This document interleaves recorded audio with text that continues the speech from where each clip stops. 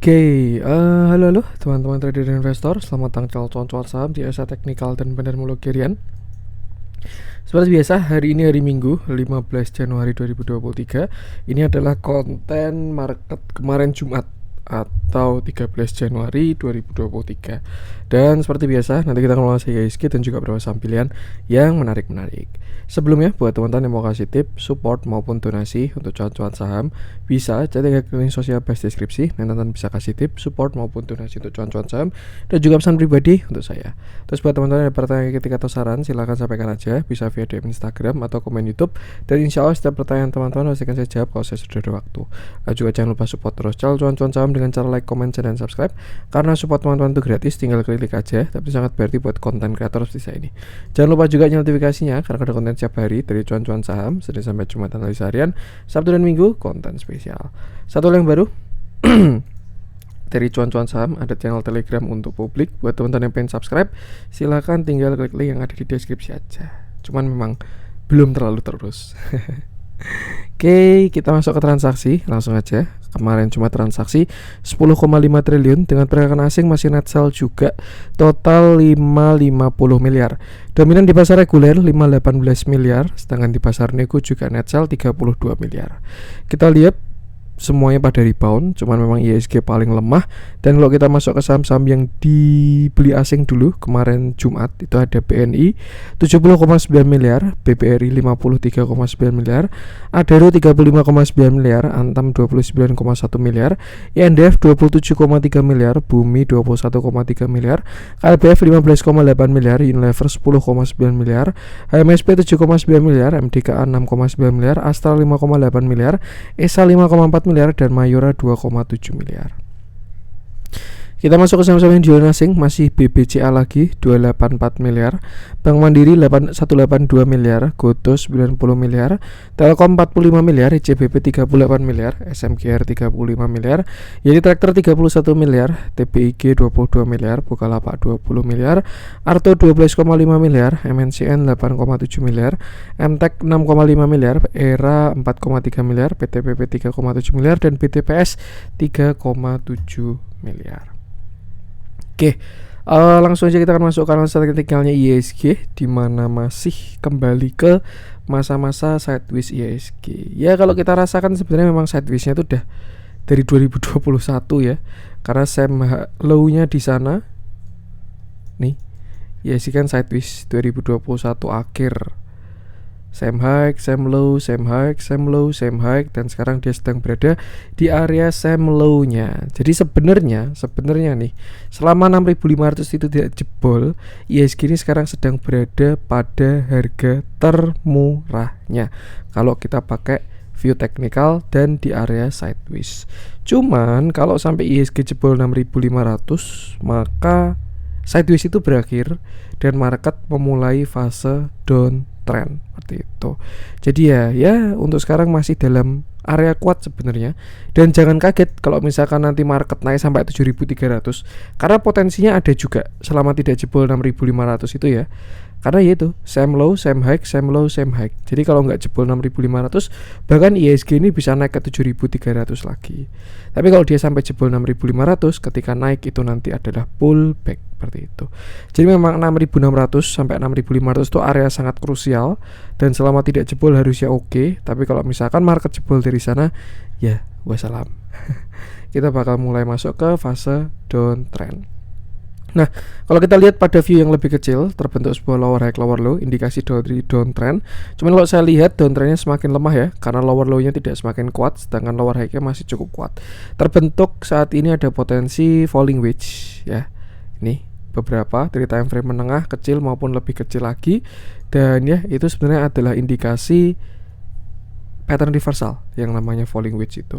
Selain itu juga IHSG didukung dengan bullish divergence sebenarnya, di mana indikatornya ke atas terus, sedangkan harganya ke bawah terus. Cuman terakhir dia sudah dead cross, maka dibutuhkan sebuah golden cross. Dan kalau sampai berhasil golden cross, maka ada yang namanya terkonfirmasi bullish divergence, dan itu adalah momentum untuk reversal. Seperti itu. Konfirmasinya saya rasa adalah ketika IHSG breakout dari 6665. Dan kalau memang ini adalah falling wedge, jadi sebenarnya ada potensi market turun sekali lagi misalkan seperti ini ya, jebret, baru akhirnya dia reversal seperti itu. Tapi kalau IHSG breakout dari 6662,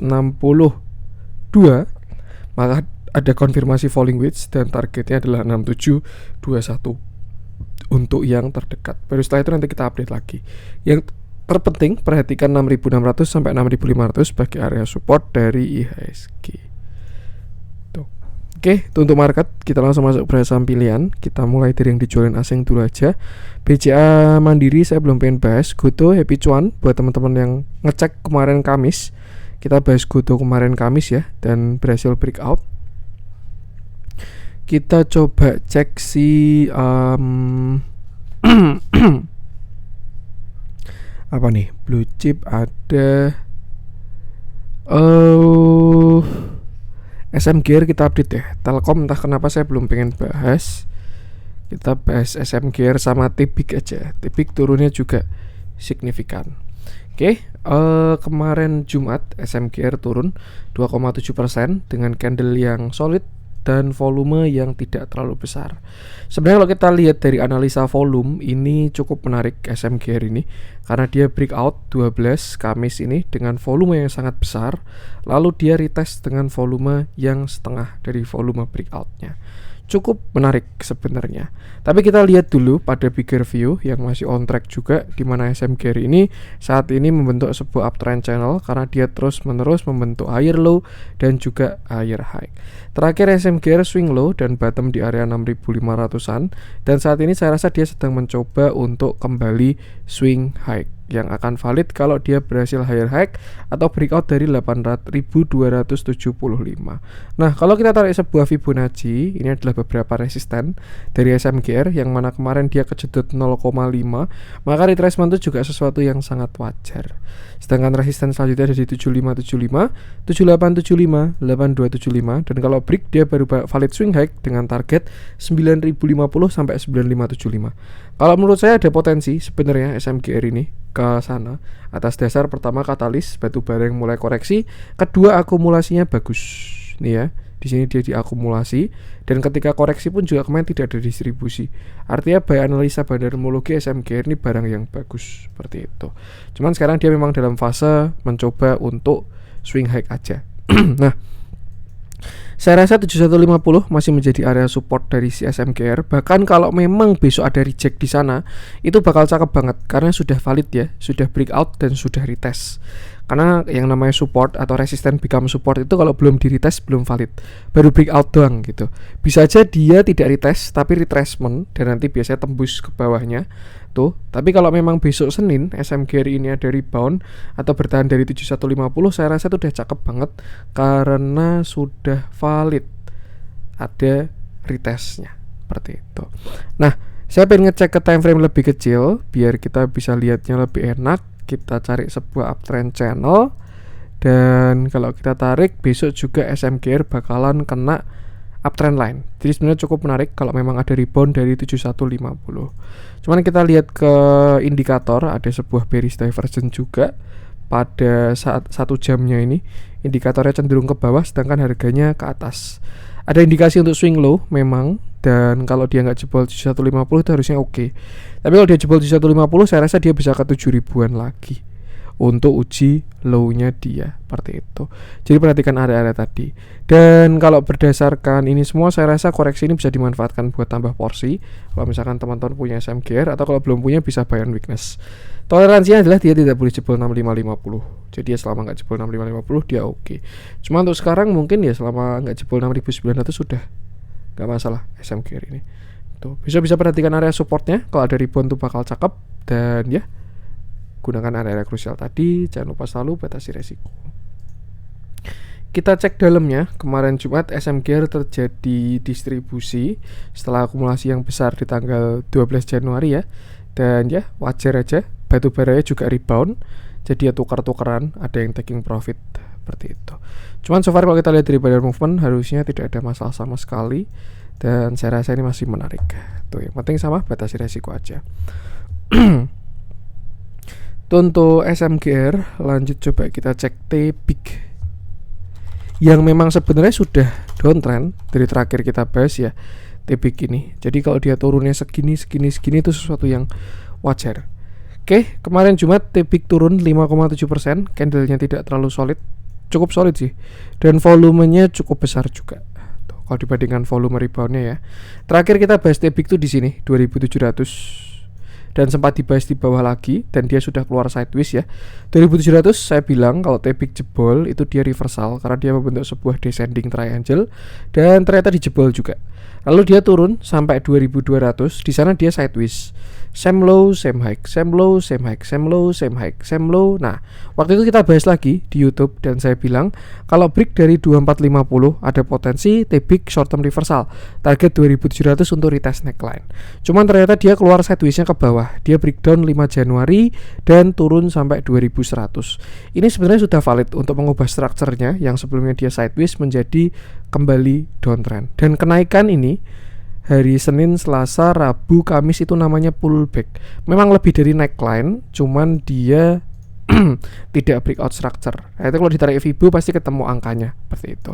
Jadi ya kemarin Jumat turun 5% itu adalah sesuatu yang sangat wajar.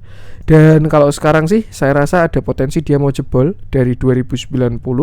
Dan kalau kita tarik Fibo, kalau memang nanti TPIC jebol dari 2090, ada target ke 2020 sampai 1980 by Fibonacci lower low-nya. Di sana pun juga area cukup kuat karena sebelumnya dia bullish di sana 2000-an ini ya. Ditambah juga itu dekat dengan area Fibonacci 0,382. Cuman saya rasa itu belum cukup kuat untuk menjadi support, mungkin ya 1500 bahkan sampai 1300. Yang penting sama, batasi resiko aja, perhatikan bigger view-nya untuk mengerti apa yang harus dilakukan di saham TPIC ini. Dan ya, untuk TPIC gunakan area-area tadi. Dilihat dalamnya terjadi distribusi, kemarin Jumat juga ditambah dengan price action yang mulai merespon MA20. Worst case scenario-nya dia mau turun dengan tren yang lebih kuat karena mulai reject dari MA20. Tuh, yang penting sama, batasi resiko aja. Tuh untuk TPIC kita coba cek. Kita masuk ke yang dibeli asing dulu. Beberapa big bang rebound, Adaro masih on track. Antam kita bahas deh. Kemarin kayaknya saya sempat, walaupun Kamis kita bahas Antam, cuman saya sempat janji ya kalau 2080-nya breakout, kita update lagi view-nya. Dan kemarin Jumat Antam berhasil breakout. Oke. Kemarin Jumat Antam itu berhasil breakout. Sorry, Kamis ya. Breakoutnya itu Kamis, berarti kita bahas Rabu Antam ini. Kamis Antam breakout 2,9%, candlenya solid, volumenya pun juga bagus.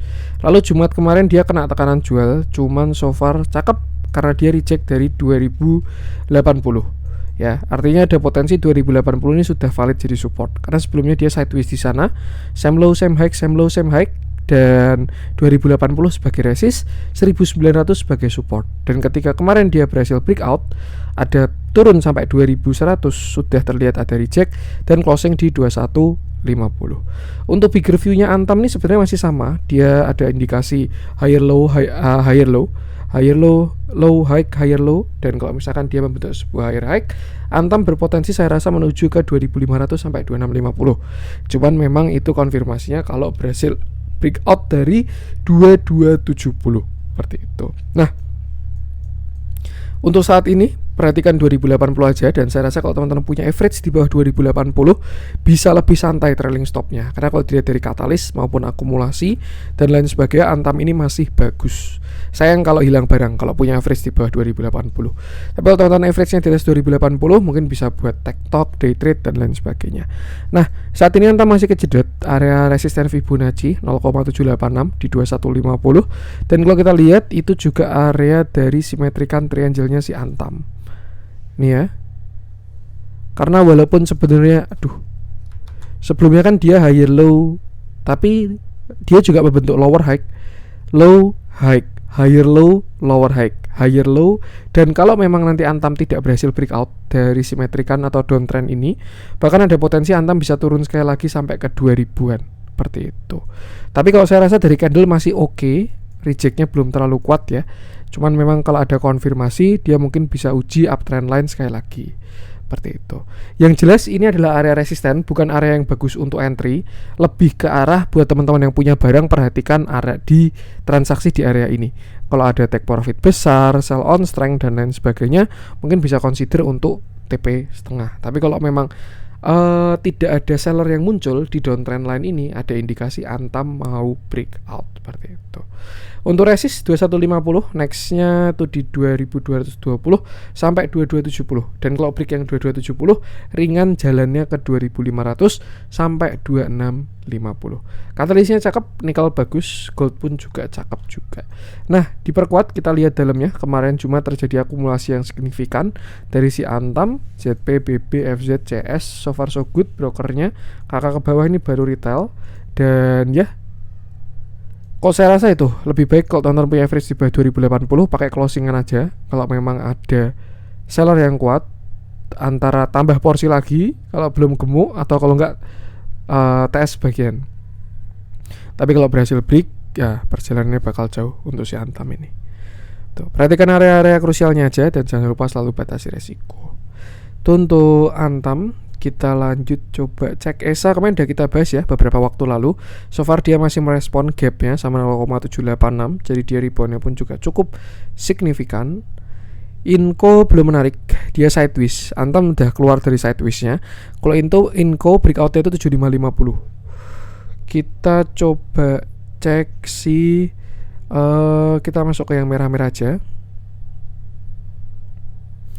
Beberapa masih saham-saham small cap untuk kemarin Jumat yang koreksi. Arto habis naik tinggi turun lagi. Ya suatu yang wajar lah ya. Dia masih downtrend soalnya. Konstruksi juga masih downtrend. SCMA masih on track. Yang menarik sebenarnya SM Era doang sih ini. Lumayan juga sepertinya. Atau Era aja, kita bahas Era. Ngomong koreksi.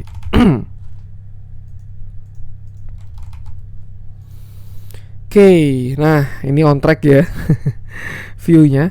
Kita bahas kemarin Era itu di sini Rabu 11 Januari. Teman-teman bisa cek konten kemarin aja. Saya sudah bilang perhatikan area 430 sampai 434. Kalau memang berhasil breakout dari area tersebut, Era sebenarnya cakep. Tapi kalau gagal breakout, ada potensi retracement dulu. Dan kalau kita lihat hari ini, ternyata Era masih merespon resisten tersebut dan dia turun terkoreksi. Seperti itu. Area ini 430 ini adalah area high dari strukturnya dia, ditambah juga dengan downtrend line. Sinar salah satu downtrend line dari si Era. Maka ya suatu yang wajar juga ketika dia turun. Yang agak mencurigakan memang di sini nih, tanggal 11 Januari ya.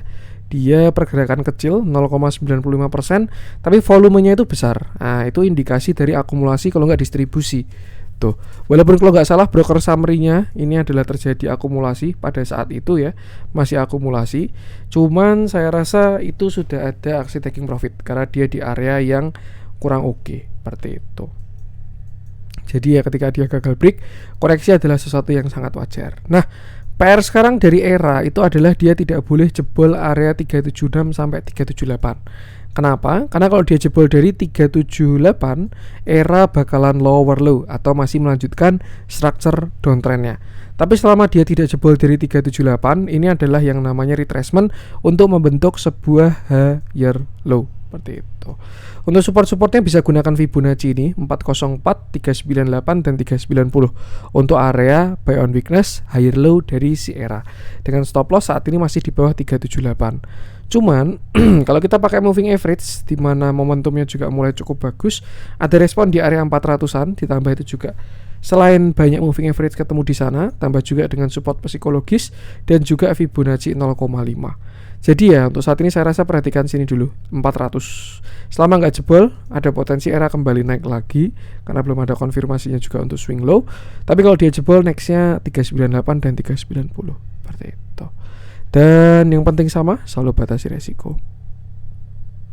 Untuk Era, kita lanjut masuk ke yang dibeli asing untuk kemarin Jumat. Nickel itu juga cakep. Goto sudah kita bahas. Kalau teman-teman cari view-nya Goto, bisa cek video Kamis atau Rabu. Itu yang jelas masih on track. Saya pengen bahas ADMR aja karena saya rasa ada view yang harus direvisi. Ya sebenarnya bukan revisi sih, karena belum terkonfirmasi ya. Nih, terakhir kita bahas ADMR itu ketika dia breakdown di sini dia turun berhari-hari, lalu turun sampai 1455. Waktu itu saya bilang kalau si ADMR jebol dari area 1455, ADMR ini dia bakalan lower low dan target swing low-nya ada di 1280 sampai 1180. Nah, pada hari Selasa 10 Januari ini ya kemarin itu sempat jebol turun sampai 1420, tapi dia closingnya masih bagus, bahkan membentuk sebuah candle hammer atau reject kuat dari area support. Alhasil sekarang dia naik sampai 1665 dan ya ADMR bergerak naik setelah rebound dari supportnya dia. Artinya belum ada konfirmasi lower low dari si ADMR. Nah terus sekarang gimana mas? Nah saya rasa ADMR ini bakal uji area resisten, dimana saat ini dia kejedot juga. Yang kalau dia gagal break, ya ini adalah pullback untuk turun lebih dalam. Karena kan sebelumnya dia konsol di sini ya, breakdown, ini pullback untuk turun lebih dalam. Tapi kalau dia berhasil break, apalagi break dari 1720, saya rasa dia bakal uji downtrend line besarnya atau garis warna hijau yang terluar ini, seperti itu. Artinya sama, ini tidak ada area yang bagus untuk entry, lebih ke arah kalau teman-teman punya barang jaga TS aja karena sudah mulai masuk area kuat. Dari 1650 sampai 1730 itu area kuat ADMR saat ini. Tapi kalau dia berhasil break yang 1730, dia bakal uji ke 1800. Nah, penentuannya di 1800. Kalau dia gagal break 1800, dia swing low lagi. Tapi kalau dia berhasil break, itu baru bakalan cakep karena dia keluar dari fase downtrendnya, seperti itu. Untuk support agak jauh 1500, maka dari itu tidak ada setup yang bagus untuk entry ADMR saat ini. Dilihat dalamnya, 2 hari kemarin terjadi akumulasi. Dan ya, sama perhatikan area krusial tadi aja, resisten kuatnya ya 1650 sampai 1720. Kalau break itu cakep, kalau gagal siap-siap dari retracement atau bahkan siap swing low, seperti itu. Untuk ADMR batasi resiko aja. Next kita coba bahas, belum ada yang menarik seperti ya, spreadnya kecil-kecil. Mungkin itu dulu untuk konten kali ini, konten kemarin Jumat ya. Semoga bermanfaat, bisa dimanfaatkan buat market besok Senin. Mohon maaf kalau ada kurangnya dari saya. Jangan lupa support terus channel cuan-cuan saham dengan cara like, comment, share, dan subscribe. Karena support konten itu gratis tapi sangat berarti buat konten kreator seperti saya ini. Sekian dari saya dan salam cuan.